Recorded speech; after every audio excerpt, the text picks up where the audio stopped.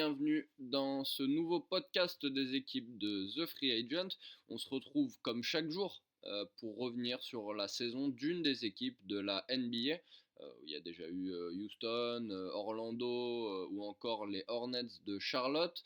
Mais aujourd'hui, on va partir en Géorgie pour parler des Hawks d'Atlanta.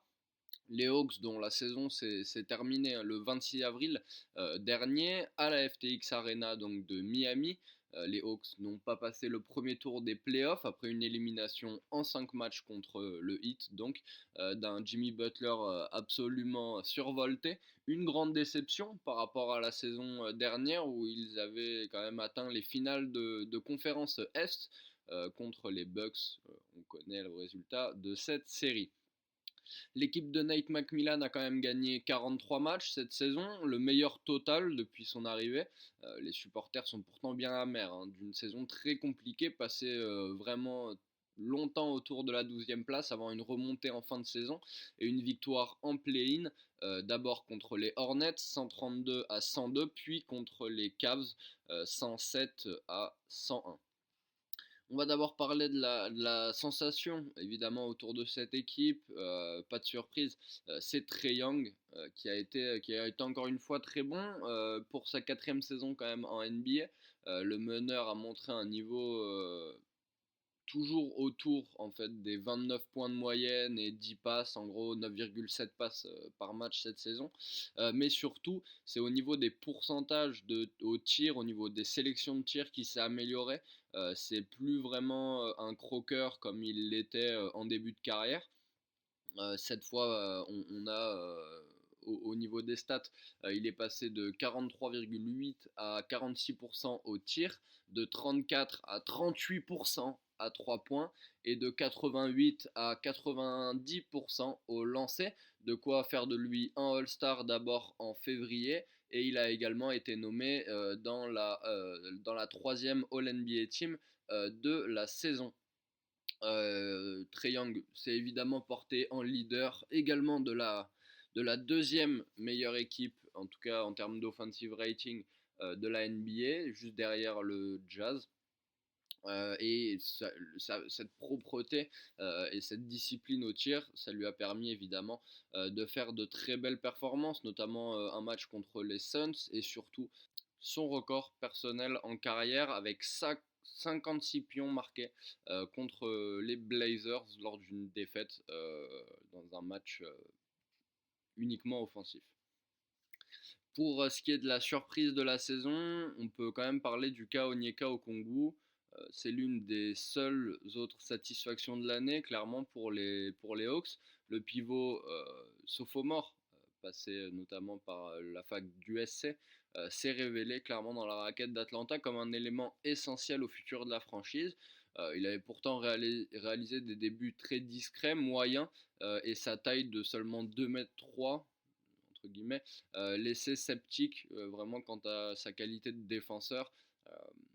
Qui était plutôt moyenne sur sa première saison, mais il a vraiment progressé cette année, déjà en doublant sa production de points, en passant de 4 à 8 en moyenne, donc c'est plutôt sympa, et en glanant près de 6 rebonds et 1,3 contre par match. Il a donc terminé 3e meilleur rebondeur et meilleur contreur des Hawks sur cette saison. Le Big O, comme on l'appelle, le nouveau Big O en tout cas, parce que Big O ça reste quand même Oscar Robertson, a vraiment été plébiscité par les fans de la franchise, qui ont même appelé Nate McMillan à le promouvoir en tant que pivot titulaire à la place de Clint Capella. Il y a eu vraiment cette interrogation dans la saison, donc vraiment très bonne nouvelle pour sa 2e année. On verra ce qu'il peut nous proposer l'année prochaine. Pourquoi pas encore franchir un palier. La déception quand même autour de cette saison, c'est la défense des Hawks. On en parlait, Onyeka Okongwu a été bon, mais ça suffit pas évidemment d'avoir un bon pivot remplaçant. Les Hawks ont été quand même la 26e défense de la ligue, donc déjà très compliqué pour performer avec une défense trouée dans tous les sens. Un point qui a vraiment impacté donc les résultats est la blessure de DeAndre Hunter, puisqu'il n'a joué que 53 matchs cette saison à cause de blessures répétées encore pour le poste 3. Et hormis Okongwu, en fait, personne n'a montré de hustle, clairement dans une équipe menée par un mauvais défenseur, hein, on le sait, Trae Young. C'est assez compliqué, il faut vraiment l'entourer. Et Travis Schlenk va donc commencer le chantier à partir de cet été pour mieux l'entourer et amener de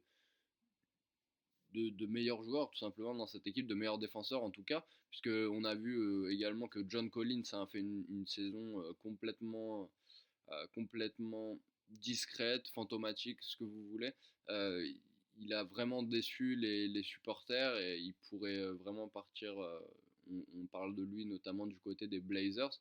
Il finit la saison à 16 points et 8 rebonds seulement de moyenne. Une grosse régression par rapport à l'année passée.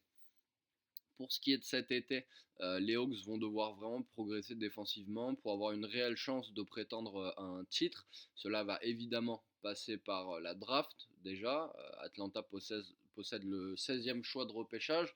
Euh, on verra qui il sélectionne. On peut parler de Jalen Duren, un bon intérieur, ou alors d'un joueur comme Blake Weasley.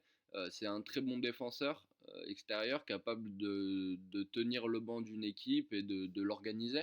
Le départ de Delon Wright, notamment, enfin, le départ probable, puisqu'il est agent libre, pourrait laisser un joueur comme Weasley performer à Atlanta. Donc on verra qui Travis Schlenk sélectionne. Mais c'est vrai qu'il y a donc également plusieurs agents libres cette saison. On parlait de Delon Wright, il y a aussi Timothée Luwawu-Cabarrot, le français, Lou Williams, qui est quand même à Atlanta depuis 2 ans, et Gorgui Dieng également, pivot.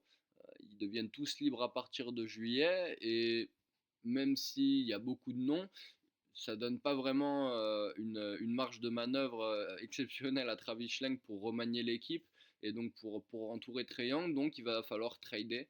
Euh, Très probablement Atlanta sera active sur le marché euh, de, dès le début des hostilités, début juillet. Donc il va devoir associer des pics probablement à des joueurs comme Danilo Gallinari, Kevin Huerter, Bogdan Bogdanovic ou John Collins, qui ont tous des contrats vraiment considérables pour aller chercher des bons défenseurs. Les Hawks pourraient donc bien être actifs. Les noms de Rudy Gobert, par exemple, ou de Jeremy Grant ont déjà circulé dans les travées de la State Farm Arena. Donc on vous tient au courant évidemment sur le site de The Free Agent. Écoutez, je pense qu'on a fait le tour. Merci de m'avoir suivi. J'espère que ça vous a plu, bien sûr. On se retrouve tout au long de la journée pour plusieurs podcasts bilan. D'ici là, portez-vous bien et bonne journée.